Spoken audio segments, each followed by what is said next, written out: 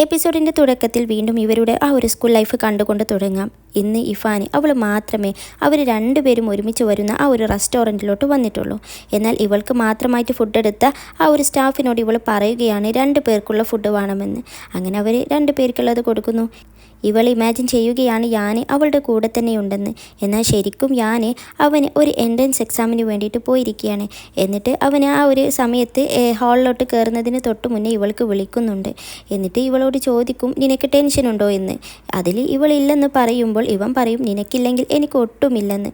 എന്നിട്ട് പറയുകയാണ് ഞാൻ എന്തൊക്കെ കഷ്ടപ്പെട്ടാലും എത്ര പഠിച്ചാലും ഒരു കുഴപ്പമില്ല, ഞാൻ എൻ്റെ കൂടെ അതേ യൂണിവേഴ്സിറ്റിയിൽ ചേരും, നീ നോക്കിക്കോ എന്നൊക്കെ അവന് ഭയങ്കര ആത്മവിശ്വാസത്തോടെ പറയുകയാണ്. എന്നാൽ അത് കേട്ട് ഇവൾക്കും ഭയങ്കര സന്തോഷമാകുന്നു. എന്നിട്ട് ഇവരുടെ ആ 2 പേരുടെയും മുഖം കാണിച്ചുകൊണ്ട് നമുക്ക് അവരുടെ ഇപ്പോഴത്തെ പ്രസൻറ്റ് ലൈഫിലോട്ട് പോകാം.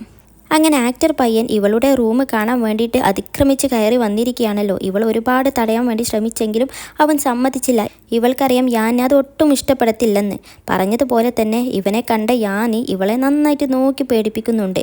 ഇവനാണെങ്കിൽ പരിചയപ്പെടുത്തി കൊടുക്കുന്നത് ഞാനാണ് ഇനി അവളുടെ അടുത്ത റൂംമേറ്റ്, അപ്പോൾ എനിക്ക് ഈ വീടൊക്കെ ഒന്ന് ചുറ്റി കാണണമെന്നും പറഞ്ഞിട്ട് അവൻ തന്നെ അതിക്രമിച്ചുകൊണ്ട് അവന് എല്ലാ ഭാഗങ്ങളും തുറന്നു നോക്കുകയും കിച്ചണെല്ലാം അങ്ങനെ ഓപ്പണായിട്ട് എല്ലാ കാര്യങ്ങളും ഭയങ്കരമായിട്ട് ബാക്കിയുള്ളവർക്ക് ഇഷ്ടപ്പെടാത്ത രീതിയിൽ അവനിങ്ങനെ ഭയങ്കരമായിട്ട് ബിഹേവ് ചെയ്യുകയാണ്. എന്നിട്ട് കിച്ചണൊക്കെ ഇങ്ങനെ തൊട്ട് നോക്കിയിട്ട് ഇവിടെയൊക്കെ അഴുക്കാണ്, ഞാൻ നിൻ്റെ റൂംമേറ്റ് ആകുകയാണെങ്കിൽ ഒരിക്കലും ഇങ്ങനെ ചെയ്യില്ല, ഞാൻ തന്നെയാണ് ഫുള്ള് ക്ലീൻ ചെയ്യുക, എല്ലാ കാര്യങ്ങളും ഞാൻ ചെയ്തോളാം, നിനക്ക് നല്ല ബെസ്റ്റായിട്ടുള്ള റൂംമേറ്റിനെ തന്നെ ആയിരിക്കും ഞാൻ എന്നൊക്കെ പറഞ്ഞിട്ട് അങ്ങനെ ഓവറായിട്ട് ടോക്ക് ചെയ്യുകയാണ്. പിന്നെ അവന് എന്ന് ഞാൻ താമസിക്കാൻ പോകുന്ന എൻ്റെ റൂമും കൂടി കാണട്ടെ എന്നും പറഞ്ഞുകൊണ്ട് അവൻ പോകാൻ നേരം, അതായത് യാൻ്റെ റൂമിലോട്ട് അവൻ പോവുകയാണ് ഇതേ ഒരു രൂപത്തിൽ. എന്നാൽ പെട്ടെന്ന് തന്നെ യാനും ഇഫാനും കൂടി ഒരേ സ്വരത്തിൽ അത് പറ്റില്ലെന്ന് പറയുന്നു. എന്നിട്ട് ഇഫാന് നേരെ അവളുടെ അടുത്തോട്ട് പോയിട്ട് ഇനി ആദ്യം വരികയാണെങ്കിൽ ആദ്യം തന്നെ പറയണം, എന്നാലേ ഞങ്ങൾക്ക് ഒരുങ്ങി നിൽക്കാൻ പറ്റുള്ളൂ, ഇങ്ങനെ ഒരു ദിവസം വന്നിട്ട് ബാക്കിയുള്ളവരെ ശല്യപ്പെടുത്തുകയല്ല എന്നൊക്കെ പറഞ്ഞുകൊണ്ട് അവന് പുറത്താക്കാൻ വേണ്ടി ശ്രമിക്കുകയാണ്. പിന്നെ അവൾ ഒരു കാര്യം കൂടി പറയുന്നുണ്ട്, ഞാൻ നെക്സ്റ്റ് ഒരു റൂംമേറ്റിനെ റെഡിയാക്കുകയാണെങ്കിൽ ഒരിക്കലും ഒരു ആണിനെയല്ല, ഇനി ഞാനൊരു പെൺ റൂംമേറ്റിനെയാണ് ഞാൻ അറേഞ്ച് ചെയ്യുക എന്ന് പറയുമ്പോൾ ഇവൾ ചോദിക്കും അപ്പോൾ യാനോ അവനാണല്ലേ എന്ന് പറയുമ്പോൾ ഇവൾ പെട്ടെന്ന് പറയുകയാണ് അവൻ്റെ കാര്യം അവനൊരു എക്സെപ്ഷണലാണ്, എനിക്ക് അവനുമായിട്ടൊരു കുഴപ്പമില്ല എന്ന് പറയുന്നു. എന്നാൽ ഇവൻക്ക് അതൊക്കെ കേട്ടിട്ട് കുറച്ച് അഭിമാനം തോന്നും. എന്തായാലും ഇവനെ ഈ ഒരു ആക്ടർ പയ്യനെ ഇവൾ പുറത്താക്കിയാണ്, ഇനി മേലാൽ ഇങ്ങനെ ആവർത്തിക്കരുത് എന്നൊരു വാണിങ്ങും കൊടുത്തുകൊണ്ട് പറഞ്ഞയക്കും. അവന് പോയി കഴിഞ്ഞതും ഞാൻ ഇഫാനോട് ഒരുപാട് ക്വസ്റ്റ്യൻ ചോദിക്കാനുണ്ട്. തൊട്ട് പിന്നാലെ തന്നെ ഞാൻ നിൽക്കുകയാണ്. അത് കണ്ടറിഞ്ഞ് ഇഫാന് അതിനുള്ള എക്സ്പ്ലനേഷൻ കൊടുക്കുകയാണ്. ഞാൻ പറഞ്ഞിട്ടില്ല അവനോട് എനിക്ക് റൂംമേറ്റിനെ വേണമെന്ന്, ചിലപ്പോൾ ഞാൻ ബാക്കിയുള്ളവരോട് സംസാരിക്കുന്നത് കേട്ടതായിരിക്കാം എന്നൊക്കെ പറയുമ്പോൾ ഇവന് ചോദിക്കും അപ്പോൾ നിനക്ക് വീണ്ടും ധൃതിയായോ ഇവിടെ റൂംമേറ്റിനെ വേണമെന്നുള്ളത്. അതിൽ ഇവളുടെ ടെൻഷൻ പറയുകയാണ്. അതായത് ഇവന് പെട്ടെന്ന് തന്നെ റൂം റെഡി ആയിട്ട് അങ്ങോട്ട് മാറിയാൽ ഇവളുടെ ബാക്കിയുള്ള ആ ഒരു റെൻറ്റ് ഷെയർ ചെയ്യാൻ ആരുമില്ലല്ലോ, ഇവൾക്ക് മൊത്തത്തിൽ ഈ ഒരു റൂമിൻ്റെ റെൻറ്റ് കൊടുക്കാനും പറ്റില്ല. അതിൽ ഇവൾ മുൻകൂട്ടി തന്നെ ഒരു റൂംമേറ്റിനെ അറേഞ്ച് ചെയ്ത് വെക്കുക എന്നൊരു പ്ലാൻ ഉണ്ടായിരുന്നു. ആ ഒരു കാര്യം പറയുമ്പോൾ ഇവിടെ ഞാൻ ചോദിക്കുകയാണ് നിനക്ക് ഞാനൊരു വലിയ എമൗണ്ട് ട്രാൻസ്ഫർ ചെയ്തിട്ടില്ലേ എന്ന്. അതിൽ ഇവൾ അത് എത്രത്തോളം എടുക്കാൻ പറ്റുമെന്ന് എനിക്ക് അറിയില്ലല്ലോ, പിന്നെ നീ എത്ര മാസം ഇവിടെ നിൽക്കാൻ പ്ലാൻ ഉണ്ട് എന്ന് ചോദിക്കുമ്പോൾ ഞാൻ ഇങ്ങോട്ട് ചോദിക്കും നിനക്ക് ഞാനിവിടെ എത്ര കാലം വേണമെന്ന്, അത്രയും കാലം ഞാൻ ഇവിടെ നിൽക്കുമെന്ന് പറയുന്നു. അതിൽ ഇവൾ ഒന്ന് ഞെട്ടിയിട്ട് ഇങ്ങനെ നിന്നിട്ട് പറയും എന്നാൽ നിനക്ക് ഒരു ഗേൾ ഫ്രണ്ട് ഉണ്ടാകുന്നത് വരെ നീ ഇവിടെ നിന്നോ എന്ന് പറഞ്ഞിട്ട് അവൾ പെട്ടെന്ന് റൂമിലോട്ട് പോവുകയാണ്. എന്നാൽ ഇവന് ആ ഒരു മറുപടി തീരെ അങ്ങോട്ട് ഇഷ്ടപ്പെട്ടിട്ടില്ല. കാരണം ഇവളെ ഗേൾ ഫ്രണ്ട് ആക്കാൻ വേണ്ടിയിട്ടാണല്ലോ ഇവന് ശ്രമിക്കുന്നത്. പക്ഷേ ഇവൾ അങ്ങനെ ഒരു ഓപ്ഷൻ വെക്കുന്നില്ല. എന്നിട്ട് റൂമിലെത്തിയ ഇവൾ ഭയങ്കരമായിട്ട് ചിന്തിക്കുകയാണ്. അതായത് ഇവനുമായിട്ട് ഇനി കൂടുതൽ അറ്റാച്ച്മെൻറ്റ് വേണ്ട, തൻ്റെ കൂടെ കൂടുതലായിട്ട് അറ്റാച്ച്മെൻ്റ് ആയവരെല്ലാവരും തന്നെ വിട്ട് എന്നേക്കുമായിട്ട് പോയിട്ടുണ്ട്, പിന്നെ ആ ഒരു പോക്ക് അതൊരിക്കലും തനിക്കിനി താങ്ങാനാവില്ല എന്ന് പറഞ്ഞുകൊണ്ട് അവളുടെ അച്ഛൻ മരിച്ച ആ ഒരു ദിവസങ്ങളെല്ലാം ഓർക്കുകയാണ്. അച്ഛനെ അവളേറ്റ് പൊന്നുപോലെ നോക്കിയിരുന്ന അച്ഛൻ പെട്ടെന്നൊരു ദിവസം ഇല്ലാതായപ്പോൾ അവൾക്ക് അവളുടെ ലൈഫിൽ ഒരിക്കലും അത് അക്സെപ്റ്റ് ചെയ്യാൻ പറ്റാത്ത ഒരു കാര്യമായിരുന്നു. അതുപോലെ ഇവൻ ഇപ്പോൾ തന്നെ ഭയങ്കരമായിട്ട് കെയർ ചെയ്യുന്നതെല്ലാം ഇവൾക്ക് ഫീൽ ചെയ്യുന്നുണ്ട്. പക്ഷേ ഇവൻ്റെ റൂം റെഡി ആയാൽ ഇവന് എന്തായാലും പോകുമല്ലോ, അപ്പോൾ പിന്നെ ഇവൾക്ക് അതുപോലൊരു ഫീലിംഗ് വരും. അതുകൊണ്ട് തന്നെ ഇപ്പോൾ മുതൽ തന്നെ അവനുമായിട്ട് ഒരു ഡിസ്റ്റൻസ് വെക്കാമെന്നും അവൾ മനസ്സിൽ ഭയങ്കരമായിട്ട് കാൽക്കുലേറ്റ് ചെയ്യുകയാണ്. എന്നിട്ട് പതിവ് പോലെ തന്നെ അവൾ പുറത്തിറങ്ങി പോകാതിരിക്കാൻ വേണ്ടി, ഉറക്കത്തിൽ പോകാതിരിക്കാൻ വേണ്ടിയിട്ട് അവൾ ഡോറിൻ്റെ അവിടെ ഒരുപാട് പ്രൊട്ടക്ഷനും വെച്ചിട്ട് അവിടെ കിടന്ന് ബാക്കി അങ്ങനെ ആലോചിക്കുകയാണ്. ഇനി ആ ഒരു തീരുമാനങ്ങളെല്ലാം എടുത്തത് കൊണ്ട് തന്നെ അടുത്ത ദിവസം അവൾ എഴുന്നേറ്റ് വന്നപ്പോൾ ഞാൻ പതിവ് പോലെ തന്നെ അവൾക്കും കൂടെ ബ്രേക്ക്ഫാസ്റ്റ് എടുത്തു വെച്ചിട്ടുണ്ട്. എന്നാൽ ഇവന് അവൾ കഴിക്കാൻ വേണ്ടിയിട്ട് എക്സ്ക്യൂസ് പറയുന്നത് ഇവന് ഒരുപാട് ഉണ്ടാക്കിയപ്പോൾ എക്സ്ട്രാ ആയിപ്പോയി, അപ്പോൾ അത് കഴിച്ച് ഹെൽപ്പ് ചെയ്യണമെന്നാണ്. അതായത് ഫുഡ് വേസ്റ്റ് ആക്കണ്ട എന്ന രീതിയിലാണ് പറയുന്നതെങ്കിലും ശരിക്കും ഇവന് അവൾക്കും കൂടി ഉണ്ടാക്കുന്നതാണ്. എന്നാൽ ഇവളുടെ മൈൻഡിൽ ഓൾറെഡി സെറ്റ് ചെയ്തിട്ടുണ്ടല്ലോ ഇനി അവനുമായിട്ടുള്ള കൂടുതൽ അറ്റാച്ച്മെൻറ്റ് വേണ്ടെന്ന്. അങ്ങനെ ഇവൻ ഈ ബ്രേക്ക്ഫാസ്റ്റ് അവൾക്ക് ഓഫർ ചെയ്യുമ്പോൾ അവൾ പറയുന്നത് എനിക്ക് ഇതല്ല വേണ്ടത്, എനിക്ക് വേറൊരു ഐറ്റമാണ് എന്നും പറഞ്ഞുകൊണ്ട് അവൾ അത് ഉണ്ടാക്കാൻ വേണ്ടിയിട്ട് പോവുകയാണ്. എന്നാൽ അത് കേട്ട് ഇവിടെ ഞാൻ എന്തോ ഒരു ഫീൽ വരികയാണ്. സാധാരണ ഇവൾ അങ്ങനെയല്ല, ഒരുപാട് ദിവസമായിട്ട് ഇവൾക്കുള്ള ബ്രേക്ക്ഫാസ്റ്റ് ഇവനാണ് ഉണ്ടാക്കുന്നത്. എന്നാൽ ഇന്ന് അവൾ സമ്മതിക്കാത്തത് കൊണ്ട് തന്നെ എന്തോ ഒരു സംതിങ് റോങ് അവനക്ക് ഫീൽ ചെയ്തിട്ടുണ്ട്. ഇനി ഓഫീസിലെത്തിയപ്പോഴോ ഈ ആക്ടർ പയ്യൻ അവൾക്ക് സ്പെഷ്യലായിട്ട് ഒരു ബ്രേക്ക്ഫാസ്റ്റ് ഉണ്ടാക്കി കൊണ്ടുവന്നിരിക്കുകയാണ്. അവൾ ഓൾറെഡി ഒരു ബ്രേക്ക്ഫാസ്റ്റ് കൊണ്ട് ആകെ ടെൻഷൻ അടിച്ച് നിൽക്കുമ്പോഴാണ് ഇവൻ്റെ വക വേറൊന്ന്. അതിൽ ഇവൾ വേണ്ടെന്നൊക്കെ പറയുന്നു. പക്ഷേ ഇവൻ പറയുന്നു ഞാൻ ഭയങ്കര കഷ്ടപ്പെട്ടുണ്ടാക്കിയതാണ്, പിന്നെ ഞാൻ കഴിച്ച് ബാക്കി വന്നതാണ്, എന്തെങ്കിലും ഒന്ന് കഴിച്ച് സഹകരിക്കുക എന്നൊക്കെ പറഞ്ഞിട്ട് അവളിങ്ങനെ നിർബന്ധിച്ചു കൊണ്ടിരിക്കുമ്പോഴാണ് അവളുടെ കൊളീഗ് വരുന്നത്. എന്നിട്ട് അവൾ ആസ് യൂഷ്വൽ നിങ്ങൾ ബ്രേക്ക്ഫാസ്റ്റ് കഴിച്ചോ എന്നൊക്കെ ചോദിച്ചുകൊണ്ട് വരുമ്പോൾ ഇവൾ അങ്ങോട്ട് പറയും എന്നാൽ പിന്നെ ഇവൾക്ക് കൊടുത്തേക്ക് എന്ന്. അവൾ ഓൾറെഡി പ്രഗ്നൻ്റ് അല്ല, അവൾ തന്നെ കഴിക്കുന്നതാണ് നല്ലതെന്ന് പറയുമ്പോൾ അവൾക്ക് ഭയങ്കര സന്തോഷമാകും. കാരണം അവൾ ബ്രേക്ക്ഫാസ്റ്റ് കഴിക്കാതെ ഭയങ്കര തൃപ്തിപ്പെട്ടാണ് വന്നിരിക്കുന്നത്. അതിൽ പിന്നെ ഇവന് വേറെ നിവൃത്തിയില്ലാതെ അവൾക്ക് കൊടുക്കുന്നു. എന്നാൽ ഇഫാൻ ആണെങ്കിലോ വേഗം അവിടെ നിന്ന് എഴുന്നേറ്റ് പോയിട്ടുണ്ടാകും. ഈ പയ്യൻ ഈ ഒരു കൊളീഗിന് വേഗം അത് കൊടുത്തിട്ട് ഇവളുടെ പിന്നാലെ പോകും. എന്നിട്ട് ഇവളിങ്ങനെ ഭയങ്കര ഗൗരവത്തിൽ നിൽക്കുകയാണല്ലോ രാവിലെ തൊട്ടേ ഇവനോടൊക്കെ. അതിൽ പിന്നെ ഇവർക്ക് മനസ്സിലായി ഇന്നലെ അവന് വന്നത് അവൾക്ക് അത്ര ഇഷ്ടപ്പെട്ടിട്ടില്ല, ചിലപ്പോൾ അതായിരിക്കാം എന്നൊക്കെ വിചാരിച്ചിട്ട് ഒരു സോറി പറയുകയാണ്. എന്നിട്ട് പറയും നിങ്ങളെങ്ങനെയാണ് അയാൻ്റെ കൂടെ താമസിക്കുന്നത്, അവൻ്റെ ഒരു മുരുടൻ സ്വഭാവം ഒന്ന് ചിരിക്ക പോലുമില്ല, ഭയങ്കര ഫോഴ്സ്ഫുള്ളി നീ അവിടെ നിൽക്കുന്നത് പോലെയാണ് എനിക്ക് തോന്നുന്നത് എന്നൊക്കെ പറഞ്ഞുകൊണ്ട് ഞാൻ അങ്ങനെ കുറ്റം പറയുമ്പോൾ ഇവിടെ ഇഫാന് പറയും എനിക്കതൊന്നും ഒരു പ്രശ്നമില്ല, എനിക്കത് യൂസ്ഡ് ആയതാണ് എന്നൊക്കെ ഇങ്ങനെ പറയുമ്പോഴാണ് ഇവിടെ അടുത്ത ആ ഒരു ഇന്ത്യയാണ് വന്നിട്ട് ഇഫാനെ അവളുടെ ബോസ് വിളിക്കുന്നുണ്ടെന്ന് പറയുന്നു. അങ്ങനെ പിന്നെ ഇഫാന് അങ്ങോട്ട് പോകുമ്പോൾ ഇവന് ഒരുപാട് ഉപദേശങ്ങൾ ഇങ്ങനെ കൊടുക്കുകയാണല്ലോ. ഇവൾ പോകാൻ നേരം ജസ്റ്റ് ഒന്ന് ബാക്കിലോട്ട് വന്നിട്ട് ഇവനോട് പറയും നീ ഇത്രയും നേരം എന്നെ ഉപദേശിച്ചതല്ലേ, ഞാനിത് വേറെ ആർക്കെങ്കിലും പറഞ്ഞു കൊടുത്തോളാം, നീ ഈ പറയുന്നതിനനുസരിച്ചിട്ട് അത്രക്കും മോശപ്പെട്ട രീതിയിൽ ജീവിക്കുന്നവർക്കോ അല്ലെങ്കിൽ ആ ഒരു സിറ്റുവേഷനിൽ ജീവിക്കുന്നവർക്കോ ആർക്കെങ്കിലും ഞാൻ ഈ ഉപദേശം പറഞ്ഞു കൊടുത്തോളാം എന്ന് പറഞ്ഞുകൊണ്ട് അവൾ ഇവനെ ഒന്ന് ആക്കിക്കൊണ്ട് പോവുകയാണ്. അതായത് ഈ പറഞ്ഞ കാര്യങ്ങളൊന്നും തന്നെ ബാധിക്കുന്ന കാര്യമേ അല്ല, താൻ അങ്ങനെയല്ല, താൻ അങ്ങനെ രീതിയിൽ ജീവിക്കുന്ന ആളല്ല എന്നൊക്കെ ഇവൾ മറ്റൊരു രീതിയിൽ ഇവനോട് പറയുകയാണ്. അങ്ങനെ പിന്നെ ആ ബോസ് വിളിച്ചിരിക്കുകയാണല്ലോ. ആ ബോസിൻ്റെ അടുത്ത് പോകുമ്പോൾ ബോസ് പറയുന്ന കാര്യം ഇവൾക്ക് ആക്ച്വലി ഒരു ഇൻ്റർവ്യൂ ഉണ്ടായിരുന്നു, എന്നാൽ ഇവൾ ആ ഒരു ഇൻ്റർവ്യൂ സ്ഥാനത്ത് നിന്നും മാറ്റുകയാണ്. അതായത് ഇവളെ ഉപദ്രവിക്കാൻ വേണ്ടിയിട്ട് ഇതേ കമ്പനിയിൽ മറ്റൊരാൾ ശ്രമിച്ചിരുന്നല്ലോ, അയാൾ ഇടപെട്ടിട്ട് ഇവളെ അതിൽ നിന്ന് ഒഴിവാക്കണം. എന്നിട്ട് അയാളുടെ താഴെയാണ് ഈ ഒരു പറയുന്ന ആൾ. പിന്നെ ബോസ് പറഞ്ഞത് കൊണ്ട് തന്നെ ഇയാൾക്കത് ചെയ്യാതിരിക്കാൻ വേറെ നിവൃത്തിയില്ല. അങ്ങനെ ആ ഒരു കാര്യം പറയുമ്പോൾ ഇവൾ ആകെ ടെൻഷനാകുന്നു. കാരണം ആ ഒരു കാര്യം തൻ്റെ അടുത്തല്ലല്ലോ പ്രശ്നം, എന്നിട്ടും തന്നെ ആ ഒരു പൊസിഷനിൽ നിന്ന് മാറ്റുന്നു എന്നറിഞ്ഞതിൽ അവൾക്ക് ഭയങ്കര വിഷമം വരികയും അങ്ങനെ ആകെ അപ്സെറ്റ് ആയിട്ട് ഇങ്ങനെ ഇരിക്കുകയാണ്. കൊളീഗ് ചോദിക്കുന്നുണ്ട് നിനക്ക് എന്തെങ്കിലും പ്രശ്നമുണ്ടോ, ഹെഡേക്ക് ഉണ്ടോ എന്നൊക്കെ. എന്നിട്ട് അവൾക്കിങ്ങനെ വയ്യ എന്ന് ചോദിക്കുന്നത് കേട്ടത് കൊണ്ട് തന്നെ പിന്നെ ഈ ഒരു ആക്ടർ പയ്യനെ വെറുതെ ഇരിക്കാൻ പറ്റുമോ? അവർക്ക് ഭയങ്കര വിഷമം വന്നിട്ട് അവളെ വന്നിട്ട് ഇങ്ങനെ നോക്കുകയൊക്കെ ചെയ്യുന്നുണ്ട്. അവളാണെങ്കിൽ ഒന്നും മൈൻഡ് ചെയ്യുന്നില്ല, ഏതോ ഒരു ലോകത്ത് എന്തൊക്കെയോ ആലോചിച്ചുകൊണ്ട് അങ്ങനെ ഇരിക്കുകയാണ്. പെട്ടെന്നാണ് അവളുടെ ആ ഒരു ടേബിളിലുള്ള ഫോൺ റിങ് ചെയ്യുന്നത്. എന്നാൽ അവൾ അതും കേൾക്കുന്നില്ല. അത് കേൾക്കുന്നില്ലെന്ന് മനസ്സിലാക്കി ഈ ആക്ടർ പയ്യൻ തന്നെ അത് എടുക്കുന്നു. അപ്പോൾ എന്താ, അവിടെ താഴെ സെക്യൂരിറ്റി സെക്ഷനിൽ നിന്നാണ് ഇവളെ കാണാൻ വേണ്ടിയിട്ട് ഒരാൾ അവിടെ താഴെ വെയിറ്റ് ചെയ്യുന്നുണ്ടെന്ന് പറയുന്നു. അങ്ങനെ പിന്നെ ഇവൾ അത് ആരാണെന്ന് പോയി നോക്കുമ്പോഴാണ് അടുത്ത വള്ളിക്കെട്ട്. അത് അവളുടെ സ്വന്തം അമ്മയുടെ അടുത്ത് നിന്നും അന്ന് അവൾ അങ്ങനെ ദേഷ്യപ്പെട്ടിട്ട് ഇനി ഞാൻ ഈ പടി കടക്കില്ല എന്നൊക്കെ പറഞ്ഞിട്ട് ഇറങ്ങിപ്പോകുന്നതാണല്ലോ. എന്നാൽ ഇവൾ ആദ്യം അമ്മയെ കണ്ടിട്ട് അമ്മയെ കാണാതെ പോകാനുള്ള പ്ലാൻ ആയിരുന്നു. പക്ഷെ അവൾക്കെന്തോ അത് തോന്നിയില്ല. പിന്നെ അവൾ തിരിച്ചു വന്നിട്ട് അങ്ങനെ അമ്മയോട് സംസാരിക്കുകയാണ്, എന്തിനാ വന്നതെന്ന് ചോദിക്കുന്നു. അങ്ങനെ പിന്നെ അവർ രണ്ടുപേരും ഇരുന്ന് സംസാരിക്കുകയാണ്. ഇവൾ അങ്ങനെ ഇറങ്ങിപ്പോയതിന് ശേഷം അമ്മക്ക് ഭയങ്കര വിഷമം വരികയും എന്നിട്ട് ഇവളോട് പറയും ആ ആൻറ്റിയുടെ നാട്ടിലോട്ട് തന്നെ തിരിച്ചു പോയി, പിന്നെ എനിക്ക് അറിയില്ലായിരുന്നു ആൻറ്റി നിന്നെ ഇത്ര ഉപദ്രവിക്കുമെന്ന്, ഞാൻ നിന്നോട് പറഞ്ഞതല്ലേ, നീ അന്ന് പറയുന്നതൊക്കെ കേൾക്കണമായിരുന്നു, ഞാൻ അതൊന്നും ചെയ്തില്ല, ഞാനൊരു നല്ല മദറല്ല എന്ന് പറഞ്ഞുകൊണ്ട് അവരിങ്ങനെ ന്യായീകരിക്കുമ്പോൾ അവൾ ആ ഒരു കാലഘട്ടം ഇങ്ങനെ ഓർമ്മിപ്പിച്ചു കൊണ്ടിരിക്കുകയാണ്. ഇവൾക്കാണെങ്കിൽ അത് ഓർക്കാനേ ഇഷ്ടമല്ല. അതിലുള്ള ഓരോ കാര്യങ്ങളും ഇവളിങ്ങനെ മാറി മാറി ആ ഒരു കാലഘട്ടത്തിലൂടെ ഇങ്ങനെ പോകുമ്പോൾ തന്നെ അവൾക്ക് ഭയങ്കര ഭയങ്കര ബുദ്ധിമുട്ട് തോന്നുകയാണ്. എന്നിട്ട് ഈ അമ്മ പറയുന്നത്, ഞാൻ നിൻ്റെ ആ ഒരു സ്കൂൾ പഠനമെല്ലാം കഴിഞ്ഞിട്ട് നിൻ്റെ പ്ലാന് ഇവിടുത്തെ യൂണിവേഴ്സിറ്റിയിൽ തന്നെ പഠിക്കാനായിരുന്നല്ലോ കോളേജ് ലൈഫ്. അപ്പോഴേക്കും എൻ്റെ ബാധ്യതകളും എൻ്റെ ബുദ്ധിമുട്ടുകളെല്ലാം മാറും, പിന്നെ നമുക്ക് എല്ലാവർക്കും ഒരുമിച്ച് താമസിക്കാം എന്നായിരുന്നു എൻ്റെയും പ്ലാന്. പക്ഷേ നീ നീ ആരോടും ഒന്നും പറയാതെ യൂണിവേഴ്സിറ്റി മാറ്റിയതും ദൂരെ പോയതുമെല്ലാമാണ് നമ്മൾ തമ്മിലുള്ള ബന്ധം അകലാൻ കാരണം എന്നൊക്കെ പറഞ്ഞിട്ട് അതിന് ഓരോ എക്സ്ക്യൂസുകൾ ഇങ്ങനെ പറഞ്ഞുകൊണ്ടിരിക്കുകയാണ്.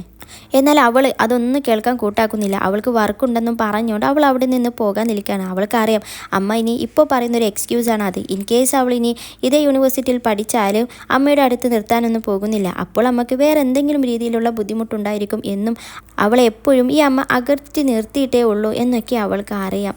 അങ്ങനെ പോകാൻ നിന്ന അവൾക്കൊരു ഗിഫ്റ്റൊക്കെ അമ്മ മേടിച്ചു കൊണ്ട് വന്നിട്ടുണ്ട്. അത് കൊടുക്കുമ്പോൾ അവളത് വാങ്ങിക്കുന്നില്ല. പക്ഷെ അമ്മ നിർബന്ധിച്ചുകൊണ്ട് അവളുടെ കയ്യിൽ പിടിപ്പിച്ച് കൊടുക്കുകയാണ്.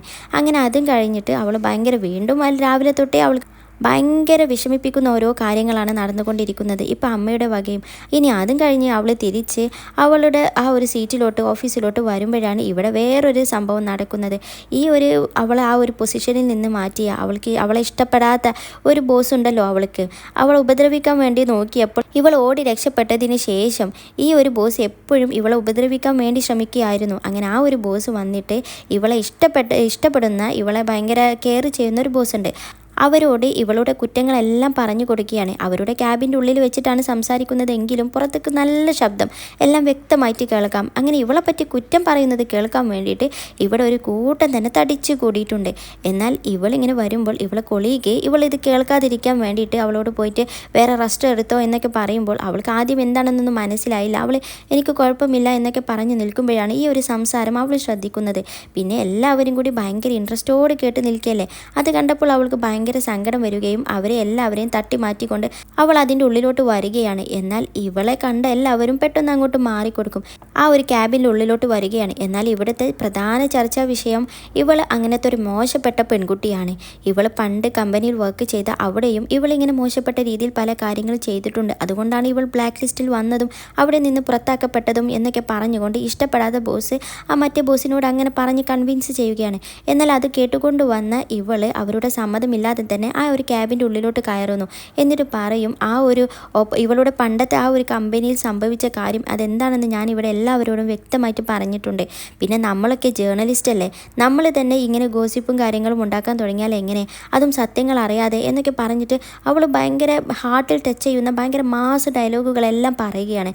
അത് കേട്ട ഇവിടെ അവളെ ഇഷ്ടപ്പെടുന്ന ആ ഒരു ബോസിന് ഭയങ്കര കൺവിൻസ് ആകുകയും അവളുടെ അടുത്തോട്ട് വന്നിട്ട് ആരൊക്കെ എന്തൊക്കെ പറഞ്ഞാലും ഞാൻ ഇന്നെ വിശ്വസിക്കാതിരിക്കില്ല, നീ ഇവിടെ ഒരു കുഴപ്പവും ചെയ്തിട്ടില്ല, നീ ഭയങ്കര ആത്മാർത്ഥമായിട്ടാണ് ഇവിടെ വർക്ക് ചെയ്യുന്നത്, എല്ലാവർക്കും നിന്നെ ഇഷ്ടമാണ്, ആർക്കും നിന്നെ പറ്റി ഒരു കംപ്ലൈൻറ്റുമില്ല ഇയാൾ ഒഴികെ എന്നൊക്കെ പറഞ്ഞിട്ട് അയാളെ നന്നായിട്ട് കുറ്റം പറയുന്നു. ഇനി അവൾക്ക് ഒരിക്കലും ഈ ഒരു കമ്പനിയിൽ നിന്നും ഒരിക്കലും ഒരു ബുദ്ധിമുട്ടുണ്ടാകില്ല എന്ന ഒരു പ്രോമിസും കൂടി ഈ ബോസ് കൊടുക്കുകയാണ്. അങ്ങനെ അവൾ പുറത്തിറങ്ങി അവളെ ആണെങ്കിലോ ഇവിടെ ഇതെല്ലാം കേട്ടുകൊണ്ടിരിക്കുന്ന ആക്ടർ പയ്യനും അവളെ ഇഷ്ടപ്പെടുന്ന ആ ഒരു കൊളീഗ്സിനും എല്ലാം ഭയങ്കര ഇമ്പ്രസ്ഡ് ആവുകയാണ്. അവരൊക്കെ ആകെ കോരി തരിച്ച് നിൽക്കുകയാണ് ഇവളുടെ ആ ഡയലോഗും എല്ലാം കേട്ടിട്ട്. പിന്നെ ഇവിടെയാണെങ്കിൽ ഇവനാണെങ്കിൽ ഒരു സല്യൂട്ട് വരെ ചെയ്യുന്നുണ്ട്. പിന്നെ ഇവൾ അടുത്ത വർക്കിന് വേണ്ടി പോകുമ്പോൾ ഈ ആക്ടർ പയ്യനാണല്ലോ അവൻ്റെ അസിസ്റ്റൻ്റ്, അവൻ അവരുടെ കൊണ്ടുപോകാനുള്ള സാധനങ്ങളെല്ലാം താങ്ങി പിടിച്ച് അവളുടെ പിന്നാലെ വരുന്നുണ്ട്, കൂടെ പറയുന്നുമുണ്ട്, ഞാൻ ഇതുവരെ കണ്ട ഒരു ഇഫാൻ അല്ല കേട്ടോ ഇത്, ഈ ഇമോഷൻസ് എല്ലാം മനസ്സിൽ ഒതുക്കി നിൽക്കുന്ന ആ ഒരു വ്യക്തിയെ അല്ല, എല്ലാം മാറ്റിമറിച്ചുകൊണ്ട് നല്ല ഡയലോഗല്ലേ ഇപ്പോൾ പറഞ്ഞ് അവരുടെ വായ അടുപ്പിച്ചത് എന്നൊക്കെ പറഞ്ഞിട്ട് ഇവൻ അവളെ നന്നായിട്ട് പുകഴ്ത്തി പറയുന്നുമുണ്ട്. ഇനി അന്ന് ഓഫീസ് കഴിഞ്ഞ് വന്നപ്പോഴേക്കും അവൾ നന്നായിട്ട് ലേറ്റ് ആയിക്കൊണ്ടാണ് വരുന്നത്. മാത്രമല്ല അവൾ ആകെ ഇന്ന് മൊത്തത്തിൽ അവൾക്കൊരു ബാഡ് ഡേ ആയിരുന്നല്ലോ. അതുകൊണ്ട് തന്നെ അവൾ ആകെ ടെൻഷനായിട്ട് നേരെ കയറി വരും. ഇവിടെ ഞാനുണ്ടോ എന്നൊന്നും അവൾ ശ്രദ്ധിക്കാതെ നേരെ വന്നിട്ട് ഫ്രിഡ്ജും തുറന്നിട്ട് അതിൽ നിന്നൊരു ആൽക്കഹോളും എടുത്ത് കുടിക്കുകയാണ്. എന്നാൽ ഇങ്ങനെ ഒരു ബിഹേവിയർ ഇവളടുത്ത് നിന്ന് കണ്ടപ്പോൾ ഞാൻ മനസ്സിലായി എന്തോ സംഭവിച്ചിട്ടുണ്ടെന്ന്. ഞാൻ പറയും ഈ ഒരു സമയത്ത് ഇങ്ങനെ കുടിക്കുന്നത് ശരിയല്ല എന്ന് പറയുമ്പോൾ അവൾ പറയും ഇത് അത്രത്തോളം സ്ട്രോങ് ഒന്നുമല്ല, ഞാൻ കുറച്ച് കുടിക്കട്ടെ എന്ന് പറഞ്ഞുകൊണ്ട് അവൾ അത് റിപ്പീറ്റ് ചെയ്യും. പിന്നെ ഇവൻ പറയുന്നത് നമ്മൾ തമ്മിൽ ഒരു കണ്ടീഷൻ ഉണ്ടായിരുന്നു, 10 മണിക്ക് ശേഷമാണ് നീ വരുന്നതെങ്കിൽ നേരം വൈകുമെന്നുണ്ടെങ്കിൽ എന്നെ അറിയിക്കണമെന്നുള്ള ആ ഒരു നിയമം നീ മറന്നുപോയി എന്ന് പറയുമ്പോൾ ഇവൾ പറയുന്നു അവൾ ഭയങ്കര ബിസി ആയിരുന്നു എന്ന്. എന്നാൽ ആ ഒരു റിപ്ലൈയിൽ അവൻ കൺവിൻസ് ആകാതെ അവൻ പറയും നീ മനഃപൂർവ്വം എന്നെ അവോയ്ഡ് ചെയ്യുകയാണോ, രാവിലെ തൊട്ടേ നിനക്ക് എന്നോട് ഭയങ്കര ഒരു ഡിസ്റ്റൻസ് കീപ്പ് ചെയ്യുന്നത് പോലെ ഫീൽ ചെയ്യുന്നു എന്ന് പറയുമ്പോൾ ഇവൾ പെട്ടെന്ന് തന്നെ എനിക്ക് ഉറക്കം വരുന്നു, ഇന്ന് ഒരുപാട് വർക്ക് ഉണ്ടായിരുന്നു, ഞാൻ പെട്ടെന്ന് പോയി കിടക്കട്ടെ എന്ന് പറഞ്ഞുകൊണ്ട് അവൾ അവിടുന്ന് വേഗം സ്കൂട്ടാക്കുകയാണ്. ആക്ച്വലി ഇവനുമായിട്ടൊരു ഡിസ്റ്റൻസ് അവൾ കീപ്പ് ചെയ്യുന്നുണ്ട്. എന്നാൽ ഇവൾക്ക് ഇന്നൊരു നശിച്ച ഡേ ആയതുകൊണ്ട് തന്നെ അവൾ ഉറക്കത്തിൽ നടക്കാൻ തുടങ്ങി. ഇവിടെ ഞാൻ അവന് എന്തൊക്കെയോ വർക്ക് ചെയ്തുകൊണ്ടിരിക്കുകയാണ്. അതിൻ്റെ ഇടയിലോട്ടാണ് ഇവൾ കടന്നു വരുന്നത്. ഇവളാണെങ്കിൽ അവിടെയെല്ലാം ഇങ്ങനെ തട്ടിത്തടഞ്ഞുകൊണ്ട് പോകുമ്പോൾ ഞാൻ പതിവ് പോലെ തന്നെ അവൾ പ്രൊട്ടക്റ്റ് ചെയ്യുന്നു. എന്നാൽ ഈ പ്രാവശ്യം അവൾ യാൻ്റെ റൂമിലോട്ടാണ് ഉറങ്ങാൻ വേണ്ടി വരുന്നത്. എന്നാൽ ഞാനത് മനസ്സിലാക്കിയിട്ട് അവൾ ബ്ലോക്ക് ചെയ്യും. എന്നാൽ യാനെ വന്ന് മുട്ടി നിൽക്കും. എന്നിട്ടും അവൻ്റെ റൂമിലോട്ട് കയറാൻ വേണ്ടി നിൽക്കുമ്പോൾ അവന് റൂട്ട് തിരിച്ചു വിടും. പിന്നെ അവൾ നേരെ ആ ഒരു നടത്തം പോയിട്ട് നേരെ അവളുടെ റൂമിലോട്ട് പോയി കിടന്ന് ഉറങ്ങുന്നു. അവൾ പോയി കഴിഞ്ഞതിന് ശേഷം അവളിങ്ങനെ നടക്കുമ്പോൾ തട്ടാനും മുട്ടാനും ചാൻസ് ഉള്ള ഭയങ്കര ഷാർപ്പായിട്ടുള്ള എഡ്ജുള്ള ആ ഒരു ഫർണിച്ചർ എല്ലാം നോക്കുന്നുണ്ട്. ഇനി അത് കഴിഞ്ഞ് അടുത്ത ദിവസം രാവിലെ ഇഫാൻ എഴുന്നേൽക്കുമ്പോൾ അവൾ ഡോറ് നോക്കുമ്പോൾ അവൾ തടസ്സം വെച്ചിരുന്ന സാധനങ്ങളെല്ലാം അവൾ തന്നെ നീക്കിയതായിട്ട് കാണുന്നു. അതിൽ പിന്നെ അവൾക്ക് മനസ്സിലായി അവൾ ഇന്നലെ രാത്രിയും എണീറ്റ് നടന്നിട്ടുണ്ടെന്ന്. അങ്ങനെ പുറത്തിറങ്ങിയ അവൾക്ക് ഒരു സ്പെഷ്യലായിട്ട് ഒരു ബ്രേക്ക്ഫാസ്റ്റ് എല്ലാം ഇവിടെ ഞാൻ ഉണ്ടാക്കി വെച്ചിട്ടുണ്ട്. പക്ഷെ അവനെ കാണാനില്ല. അവൻ എങ്ങോട്ടോ എഴുന്നേറ്റ് പോകുന്നുണ്ട്. അപ്പോൾ അവൻ എവിടെ എന്നൊക്കെ ഇങ്ങനെ ആലോചിച്ച് ഇങ്ങനെ നിൽക്കുമ്പോൾ അറിയാതെ തന്നെ ഞാൻ ഉണ്ടാക്കിയ ഒരു ബ്രേക്ക്ഫാസ്റ്റ് ഇവിടെ ഇഫാൻ എടുത്ത് കഴിക്കുന്നുണ്ട്. പക്ഷേ പെട്ടെന്നാണ് അവൾക്ക് ബോധം വന്നത്. ഇനി അവൾ അതൊന്നും ചെയ്യില്ലെന്ന് വിചാരിച്ചതായിരുന്നല്ലോ. പക്ഷേ ആ പണ്ട് ഇങ്ങനെ ചെയ്തു പോയിരുന്ന ആ ഒരു ശീലം അവൾ അറിയാതെ ചെയ്യുകയാണ്. അങ്ങനെ ഇവർ രണ്ടുപേരും കൂടി ആ ഒരു ഇൻ്റർവ്യൂ എടുത്ത് കഴിഞ്ഞതിന് ശേഷം ഇവർ വീണ്ടും പിരിഞ്ഞു പോവുകയാണ്. ഇന്നത്തെ വർക്ക് കഴിഞ്ഞിട്ടുണ്ട്. എന്നാൽ ഇവളെ ഇങ്ങനെ വിടാൻ ഇവൻക്ക് ഇഷ്ടമല്ല. ഇവൻ്റെ കൂടെ കൂടുതൽ സമയം അവൾ നിൽക്കണം എന്നാണ് ഇവൻ്റെ ഒരു ആഗ്രഹം. അതിനുവേണ്ടി തന്നെ അവനില്ലാത്തൊരു കാര്യം ഇവിടെ പറയുകയാണ്. അതായത് അവൻ്റെ ഒരു സീനിയറായിട്ടുള്ള ഒരു പെൺകുട്ടി ഇപ്പോൾ കല്യാണം കഴിഞ്ഞ് അതിനൊരു കൊച്ചുകുട്ടി ഉണ്ടായിട്ടുണ്ട്. അപ്പോൾ ആ ഒരു കുട്ടീനെ കാണാൻ വേണ്ടിയിട്ട് ഇവൻ പോവുകയാണ്. അപ്പോൾ അതിന് എന്തെങ്കിലും ഒരു ഗിഫ്റ്റ് മേടിക്കണമല്ലോ. അപ്പോൾ എന്താ മേടിക്കുക? അപ്പോൾ അതിന് വേണ്ടിയിട്ട് അതൊന്ന് സെലക്ട് ചെയ്യാൻ വേണ്ടിയിട്ട് തൻ്റെ കൂടെ വരുമോ എന്ന് ഇവനൊരു ഓപ്ഷൻ ഇടുകയാണ്. എന്നാൽ ഇഫാന് തീരെ താല്പര്യമില്ല. അതിന് ഇഫാൻ പറയുന്ന റീസൺ ഒരു കുട്ടിക്ക് വേണ്ടിയിട്ടല്ലേ, അതുകൊണ്ട് തന്നെ അവൾക്ക് അതിന് എക്സ്പീരിയൻസ് ഇല്ലാത്തത് കൊണ്ട് തന്നെ അവൾ വരുന്നില്ല. പകരം ഇവരുടെ കൂടെ തന്നെ വർക്ക് ചെയ്യുന്ന മറ്റൊരു കൊളീഗ് ഉണ്ട്. അപ്പോൾ അവർക്കൊരു കുഞ്ഞു കുട്ടിയുണ്ട് ഈ ഒരു പ്രായത്തിലുള്ള. അപ്പോൾ അവരോട് അഭിപ്രായം ചോദിച്ചാൽ അവർക്കേ അറിയുള്ളൂ എന്ന് പറയുമ്പോൾ ഇവിടെ ആക്ടർ പയ്യൻ പറയുന്നു ഞാൻ അവരുമായിട്ട് ഭയങ്കര ക്ലോസ് അല്ല, അതുകൊണ്ട് തന്നെ എനിക്ക് അവരോട് ചോദിക്കാം ഭയങ്കര ഒരു മോശം എന്ന് പറയുമ്പോൾ ഇഫാൻ പറയുകയാണ് എന്നാൽ നിനക്ക് വേണ്ടി ഞാൻ അവരോട് സംസാരിക്കാമെന്ന്. എന്നാൽ ഇഫാൻ അതിൽ നിന്നെല്ലാം ഒഴിഞ്ഞു മാറിക്കൊണ്ട് അങ്ങനെ പോവുകയാണ്.